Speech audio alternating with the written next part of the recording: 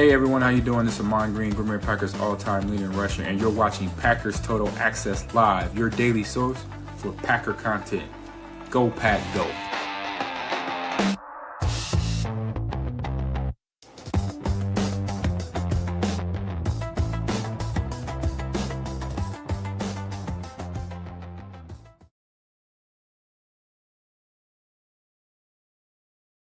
All right. What's up, guys? Welcome into Packers Total Access. My name is Clayton. You can check us out on packernet.com. Find me on Twitter at Packers_access. Little surprise afternoon stream for you guys and gals, obviously, on this glorious, what is today? Thursday? I don't even know what day it is. Thursday, October the 23rd here in listen, I'm really excited about the trade deadline kind of heating up a little bit. Obviously, the Packers, it seems like they're all in this year. We talk about the 3-year window that the Packers have open to win a championship. Obviously, you got your quarterback in place. You got multiple pass catchers in place. You went and picked an elite edge defender. Some would say the best edge defender in all of professional football in Micah Parsons. You got him opposite Rashawn Gary. You're getting Devontae Wyatt back off the injury list. Things seem to be really falling into place for the Packers to go on a nice little run here. Right now, the trade rumors are heating up a little bit about the cornerback room. So we're going to dive into all of that. Just broke, I don't know, maybe less than an hour ago. Again, no trade final, no definite. They're going after this dude. Just a few names that were mentioned by our friend Easton Butler over on X. And you guys know when Easton talks about something, it doesn't mean a trade's going to happen, but it definitely means there are calls being made. So I'm excited about diving into it. Before we do, if you guys would do that YouTube stuff for me, hit like, hit subscribe. If this is your first time tuning into PTA, welcome. Thank you for making us a part of your afternoon. We're not experts here. We're not insiders. We're not media members. We're fans just like you talking Packers on the daily. So if you're looking for daily content like that, make sure you hit subscribe, click that bell icon so you're notified when we do go live in the future, like this surprise stream. And also this evening, 6 p.m. Central for PTA Live. Me and the guys, we're going to talk about these trade rumors. We're also going to talk about Packers, Steelers. Obviously, Aaron Rodgers set to face his old team. We talked a little bit about that last night. We're going to dive into the X's and O's a little bit. We're also going to dive into the numbers. Hey, what do the Steelers do well? What do they do not so well? So again, make sure that bell icon is clicked so you're notified every time we do go live here in the future. Shout out to everybody in the chat. Appreciate y'all swinging through. We got Joe Pack in here from, I guess that's North Carolina. Good to see you, buddy. We got from the tribe in the house too. Good to see you, man. The Caldwell Corner, the man, the myth, the legend. Awesome to see you in here, buddy. And then we got Mitchell's mommy, obviously, in the house as well. Let's dive into it. Waste no time. It's going to be a quick stream. Trade rumors heating up, obviously, and this came down the pike from Easton Butler on X. So this is what his post said. And I apologize for the voice. You guys can probably still hear it. Still trying to get over this. I think we had a touch of the Rona is what it ended up being. So we're just about out of the woods here. So the Packers have called and spoken with 2 teams about cornerbacks per sources. 3 players have been mentioned, being Alontae Taylor from the New Orleans Saints and both DJ Turner and Cameron Taylor-Britt from the Cincinnati Bengals. I was told Turner was a, quote, legit asking if he was available, and Taylor-Britt just a call, okay? And he went on to say, in all caps, Easton Butler prefaces this, right? Calling a team doesn't mean they're in deep conversations. That'll be done soon. Literally could be asking about availability, price point, or actual trades to develop. So again, this isn't saying the trade's on the table. This is simply the Packers calling around. Now, I will say it perks my ears up a little bit when you see a specific when you see multiple players at a specific position being in the rumor mill for a potential trade. That tells me that the Packers are actively looking to improve that specific position room. So let's dive into these players real quick. Let's get a little bit of detail on them, right? Alontae Taylor, let's start there. 26 years old, going to be turning 27 by the end of this season. Obviously plays cornerback for the New Orleans Saints. When you look at his PFF grades on the year, guys, 61, 63, 51, 50, 81 against the Giants. So solid performance there. 55, and it looks like a 66. A little hard to read there. I apologize for that. And you can find this article over in our Patreon group, patreon.com/PackerFan Total Access. All right, now let's go year by year. Starting in 2022 when he came into the league, 54.5, 45.7, 45.0, and a 64.7, I believe that is right there. So listen, nothing to like go crazy about, right? But obviously he's played quite a few snaps, 663 snaps his rookie year, 950 in his second year, 1,075 in 2024, and of course 418 so far in this young season. He was a former second-round pick drafted with the 49th overall selection. and he went to the University of Tennessee. So he played for an SEC program, obviously right down the road from where I live here in Northeast Tennessee, and 6 foot 199. So just someone to kind of keep your eye on there. Moving along, DJ Turner. This is the one that really got my attention, guys. Another former second round pick, 61st overall pick. Okay, 5'11", 180.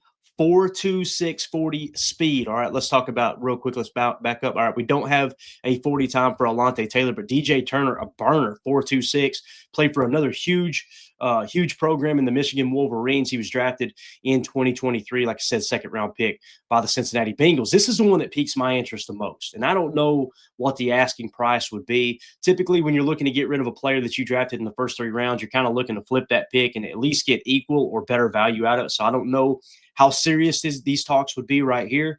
His PFF grade 69, 52, 56, 55, 72, 91, and then 84.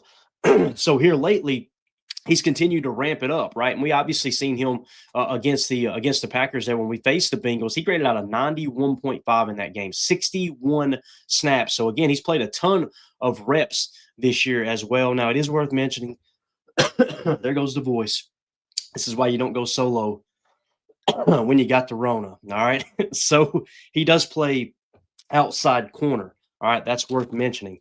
And the previous mention, Alontae Taylor, looks like he played slot corner. So that is definitely worth mentioning there. So again, a little bit of versatility between the two, I believe. But DJ Turner is the one that really, really, really grabs my attention here. Okay. Again, solid PFF grades starting in 23, 51, 67, 76. So he's gotten better every single year. You're talking about a player that continues to ascend to a higher level. Really, really solid performance so far.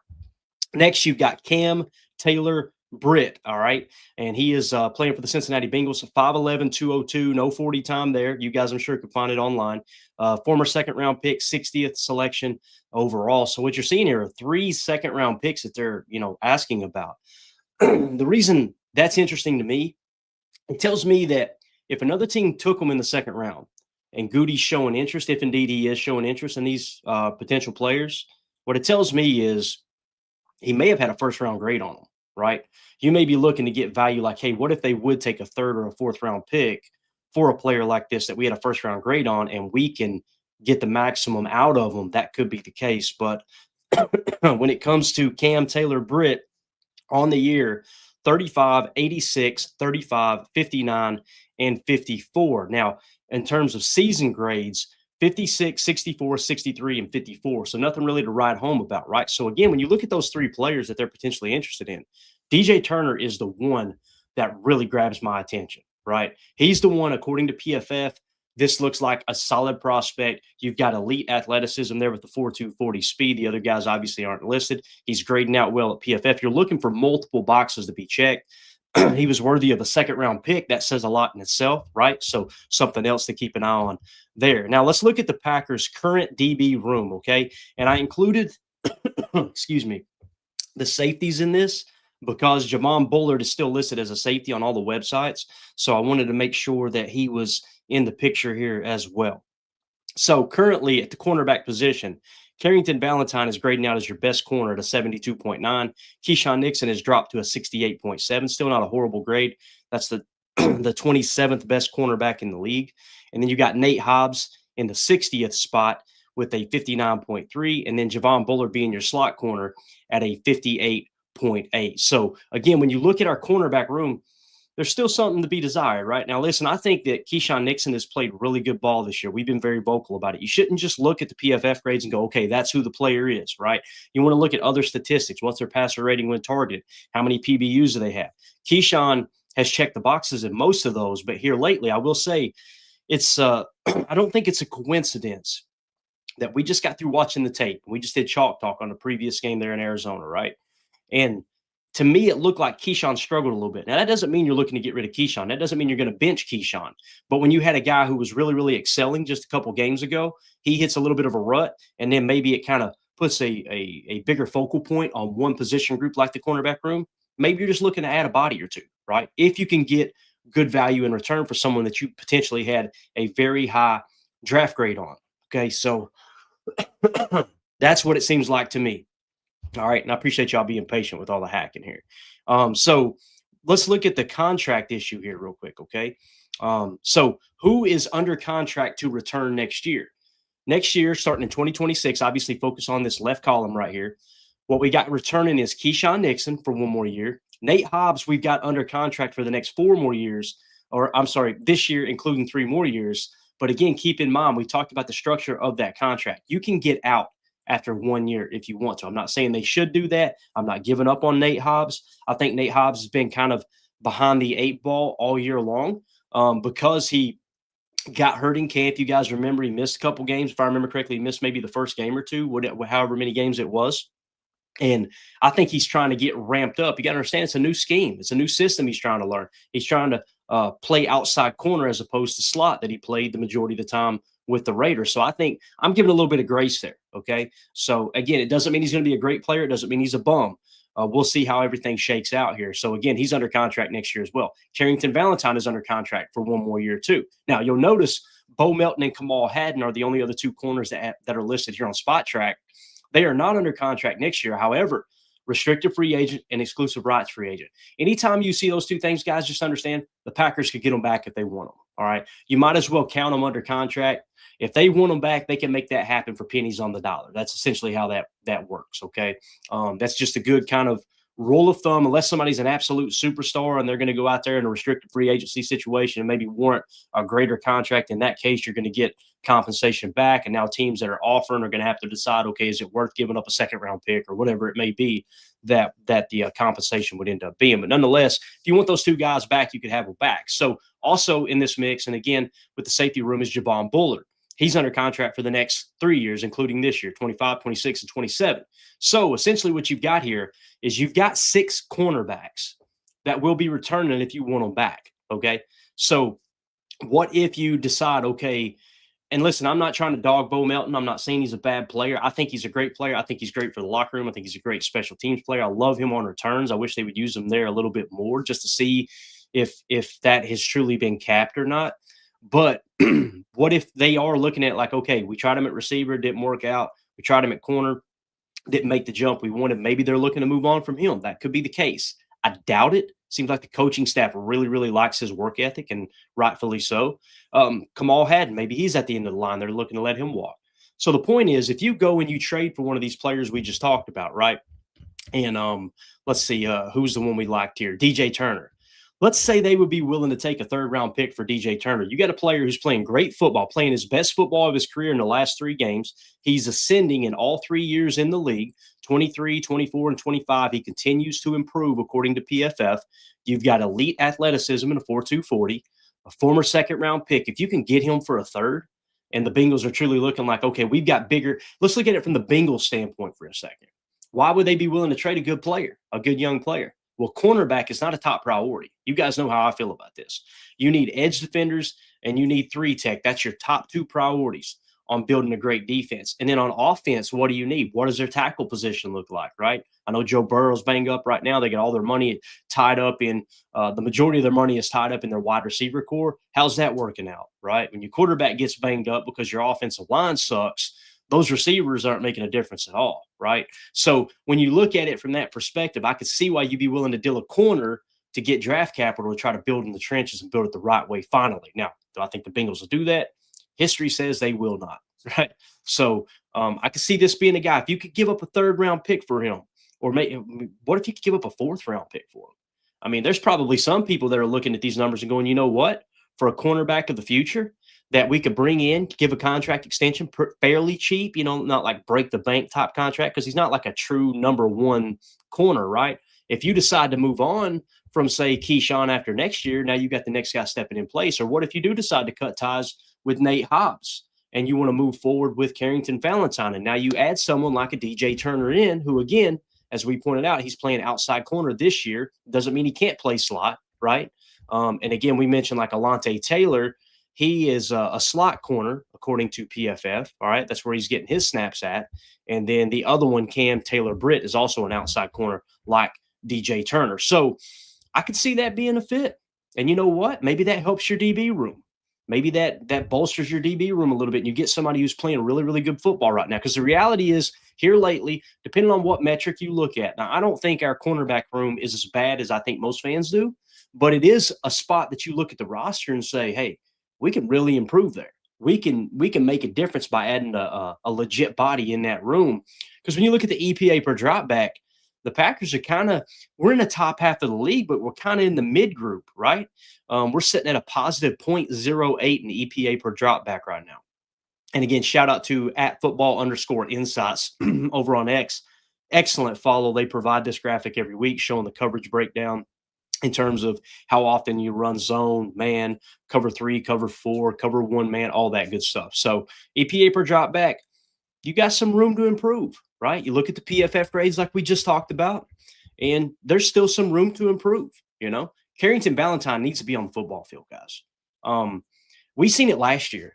He was tied for the lead in the cornerback room in interceptions with 2. Both of those interceptions came in the red zone, which crucial times. And I know you hear 2 interceptions. All right, what's so great about that? When you take the ball away as a team is about to score on you, and we know how many games came down to the wire last year, just like they are this year, it's huge, man. Those type of players, the moment's not too big for them. They can make a play at the biggest point of the game, and I really hate the fact that Carrington Valentine's kind of buried on the depth chart right now. Give him an opportunity. We've seen Nate Hobbs struggle, right? Listen, forget the contract for a minute. Forget the fact that you signed him in free agency. You know the old saying where it's like, once you make the team, it doesn't matter where anyone's drafted. You put the best 11 on the field, any given drive, whether it's on offense or defense, right?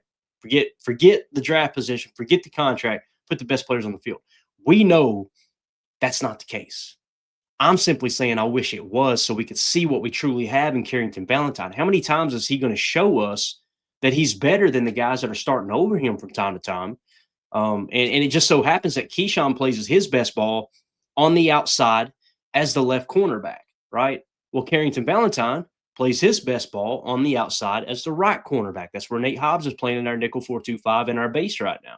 So the only thing in terms of should we put Nate Hobbs on the field in the slot?